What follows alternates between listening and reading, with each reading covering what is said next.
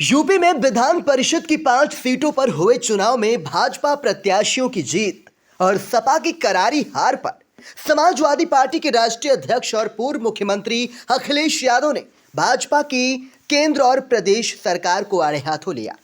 जनपद हरदोई के हरपालपुर इलाके में एक कार्यकर्ता के यहाँ वैवाहिक समारोह में आशीर्वाद देने पहुंचे पूर्व सीएम ने कहा कि यूपी में ये कोई पहला चुनाव नहीं है। इससे पहले भी जिला पंचायत, ब्लॉक प्रमुख और उसके बाद एमएलसी के चुनाव हुए। इन चुनाव में भाजपा सरकार और प्रशासन के रवैये को उजागर करते हुए सपा प्रमुख अखिलेश यादव क्या बोले, आप भी सुने। भारतीय जनता पार्टी बेईमानी कर ले और बेईमानी के लिए बधाई एक दूसरे को दें। ये कोई पहला चुनाव उत्तर प्रदेश नहीं देख रहा है। इससे पहले भी चुनाव आपने देखे होंगे, जिसमें जिला पंचायत का आपने देखा कैसे भागते रहे, जिला पंचायत सदस्यों की कीमत लगती रही। ब्लॉक प्रमुखी का चुनाव देखा जहां पर्चे तक नहीं भरने दिए। बगल का जिला लखीमपुर जहां महिलाओं के साथ क्या व्यवहार हुआ था। उसके बाद एमएलसी का चुनाव था, उसमें भी आपने देखा कि जिलाधिकारी और कप्तान दोनों मिलकर के चुनाव लड़ रहे थे, पूरा प्रशासन लगा था। क्या उम्मीद करते हो आप उत्तर प्रदेश में इस तरह के चुनाव फेयर हो पाएंगे? हालांकि चुनाव जो हुए हैं और जो चुनाव का परिणाम आया है उसमें मुझे कुछ नहीं कहना। भारतीय जनता पार्टी की सरकार है, उसका काम करने का तरीका यही है कि जो मतदान अपनी इच्छा से देना चाहेगा वो भी नहीं डाल पाएगा। गंगा एक्सप्रेसवे बन पाएगा या नहीं, इस पर सवालिया निशान लगाते हुए पूर्व सीएम ने एक कंपनी का नाम लिए बगैर क्या कहा। अर्थव्यवस्था पर गहरी चोट करते हुए सपा प्रमुख अखिलेश यादव ने कहा कि किसान अगर मेहनत ना करे तो अर्थव्यवस्था खोखली हो जाएगी। हरदोई के कार्यकर्ता जहां से एक्सप्रेसवे से उतरा हूं और इस गांव तक पहुंचा हूं, मुझे जगह जगह कार्यकर्ता नेता मिले, मैं उनको बधाई और धन्यवाद देता हूं। साथ ही आपको चिंता इस बात की होनी चाहिए कि ये जो गंगा एक्सप्रेसवे बन पाएगा कि नहीं बन पाएगा।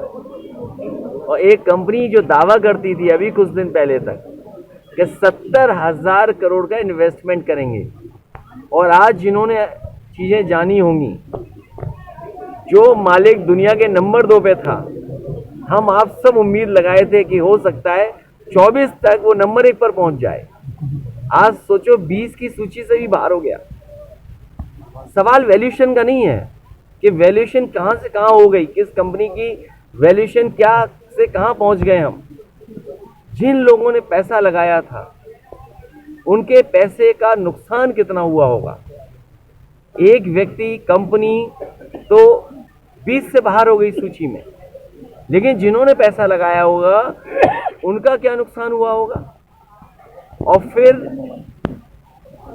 जो लोग ये दावा करते थे कि हम दुनिया में अर्थव्यवस्था को जाने कहां ले जा रहे हैं, हमारा किसान अगर मेहनत ना करे तो हमारी ये अर्थव्यवस्था खोखली है, और इतने बड़े व्यक्ति का नीचे आ जाना ये दर्शाता है कि भारतीय जनता पार्टी कितना जनता को धोखे में रखती है।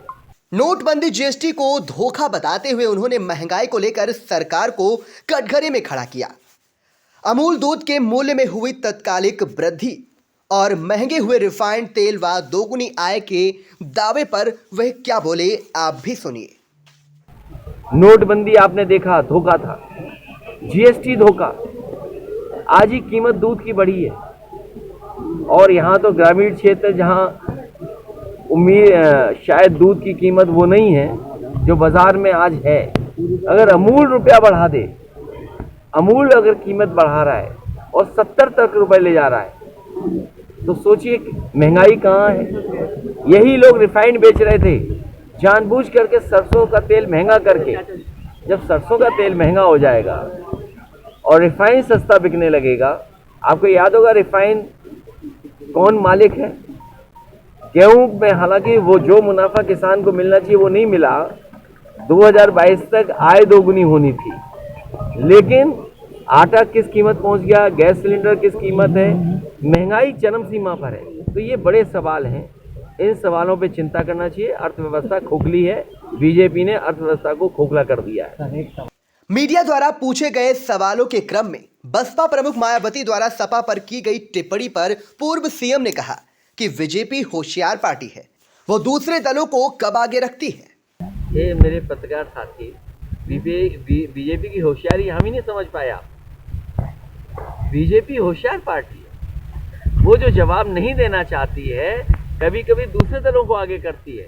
जहाँ तक सवाल संविधान का है, हमने भी 26 तारीख का अगर स्टेटमेंट देखेंगे, 26 जनवरी का गणतंत्र दिवस के दिन ये कहा कि हम समाजवादियों के लिए सबसे बड़ा धर्म अगर कोई है तो हमारा संविधान है। हम इस लोकतंत्र की पूजा करते हैं और संविधान जो हमें अधिकार देता है वो अधिकार छीने जा रहे हैं। संविधान में कहाँ का है भेदभाव करें हम? संविधान ने कहाँ कहा है कि धर्म को ऊंचा नीचा दिखाएं? हमारे बाबा साहब भीमराव अम्बेडकर जी ने, डॉक्टर राममनोहर लोहिया ने जो आंदोलन चलाया, जो लड़ाई लड़ी, क्या उसके तहत हमें अधिकार मिल रहे हैं? बीजेपी वही अधिकार छीन रही है और लोगों को अपमानित कर रही है। ये भारतीय जनता पार्टी के इशारे पे कई दल समय समय पर बाहर निकल करके आते हैं। केंद्र सरकार द्वारा प्रस्तुत किए गए आम बजट पर भी अखिलेश यादव ने जमकर हमला बोला। उन्होंने सवाल किया कि बजट से किसके चेहरे पर खुशी है। जब बजट देश का पास हुआ है, आप बताओ किसके चेहरे पे खुशी है? क्या बजट को समझ पाए लोग? ये हर चीज जो हमें सहूलियत दे सकती थी, उस पे सब पे किस तरीके से कब्जा हो रहा है। चरम सीमा पर महंगाई, चरम सीमा पर बेरोजगारी। क्या महंगाई कम करने के लिए, बेरोजगारी कम करने के लिए कुछ फैसला लिया गया है? ये जो सड़कें बन रही हैं, आपको हमको चिंता करनी चाहिए। ये गंगा एक्सप्रेस बन भी पाएगा, नहीं बन पाएगा? आपके बिल्कुल जिले से निकल के जा रहा है। सोचो ठेका किसके पास था?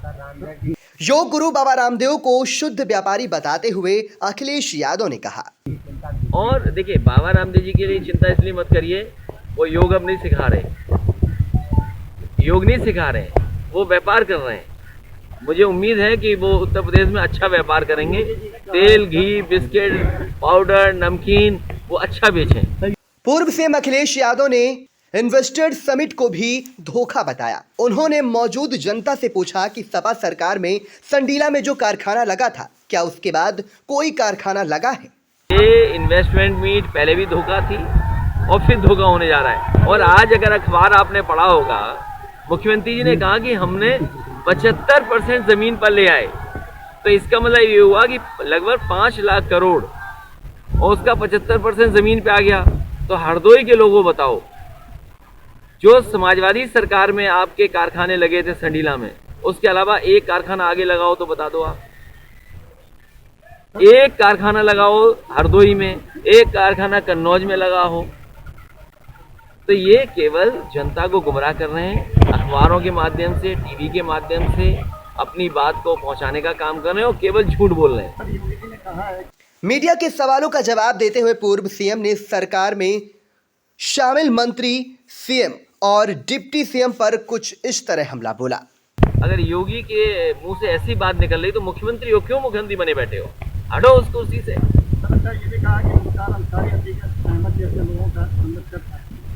और उनके सरकार में शरीफ हैं, वो खुद शरीफ हैं क्या?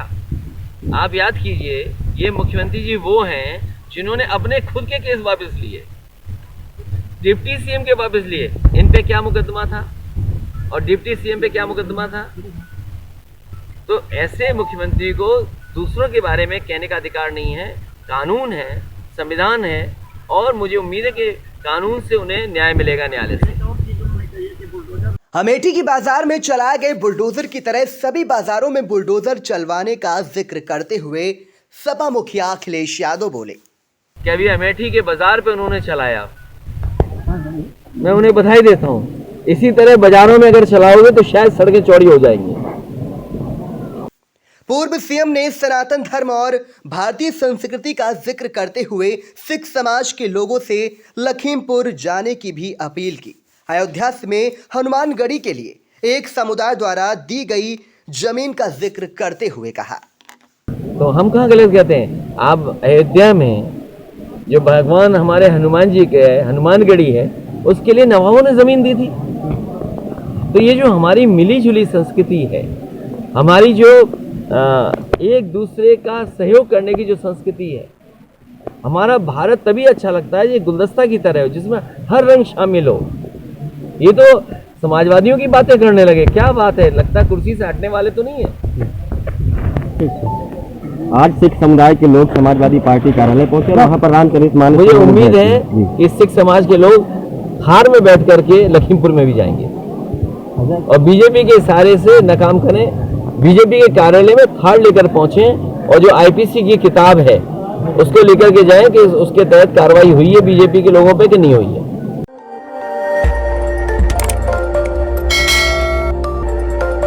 खबर आपकी, नजर हमारी। देखते रहिए आई इंडिया।